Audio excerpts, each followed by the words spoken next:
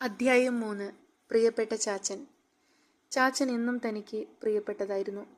ഈ ഭൂമിയിൽ തനിക്ക് സ്വന്തമെന്ന് പറയാവുന്ന ഏക സ്വത്ത്. ആ സ്നേഹം മുഴുവൻ തനിക്ക് കിട്ടിയെങ്കിലെന്ന് ആഗ്രഹിച്ചു പോകാറുണ്ട്. അമ്മയില്ലാത്ത തനിക്ക് ചാച്ചനെയുള്ളൂ. കഠിനാധ്വാനിയാണ്. പാവം, ചാച്ചൻ എത്തിയില്ലല്ലോ. രാവിലെ പോയപ്പോൾ ആ കാതിൽ താനൊരു കാര്യം പറഞ്ഞയച്ചിരുന്നു. ഒരു നോട്ട് പുസ്തകം. ഇന്നലെ എഴുതിത്തീർന്ന പുസ്തകത്തിൻ്റെ പുറംചട്ടയില എന്നെഴുതിയത്. ഇന്ന് ചാച്ചൻ കൊണ്ടുവരും, ഉറപ്പാ.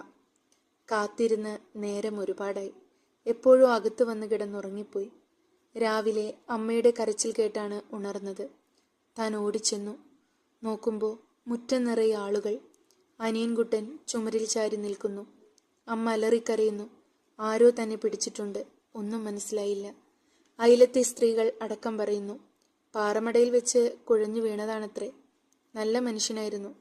കുറച്ചു കഴിഞ്ഞപ്പോൾ ഒരു ആംബുലൻസ് വീട്ടുമുറ്റത്ത് വന്നു നിന്നു. അതിൽ നിന്ന് ജീവനില്ലാത്ത ചാച്ചനെ ആളുകൾ ഇറക്കി കൊണ്ടുവന്നു. അപ്പോഴാണ് തനിക്ക് മനസ്സിലായത്, തൻ്റെ ചാച്ചൻ ഇനി ഒരിക്കലും കണ്ണു തുറക്കില്ല എന്ന്, ഒരിക്കലും തന്നെ ആബേല എന്ന് വിളിക്കില്ല എന്ന്. തന്നെ സ്നേഹിക്കാൻ ഇനി ആരുമില്ല. വെള്ളവസ്ത്രം ധരിപ്പിച്ച് നിറയെ പൂക്കൾ കൊണ്ട് അലങ്കരിച്ച മഞ്ചയിൽ ചാച്ചനെ കിടത്തി. തൻ്റെ ഉള്ളിൽ നിന്ന് ഒരു സ്വരവും പുറത്തേക്ക് വരുന്നില്ല. കരയാൻ പോലും കഴിയുന്നില്ല. വിറങ്ങലിച്ചു പോയി.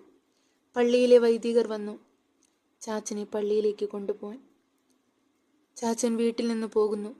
ഒരിക്കലും ഇനി മടങ്ങി വരില്ല. മഞ്ച എടുത്തതും താൻ ആരുടെയോ കൈകളിലേക്ക് തളർന്നു വീണു.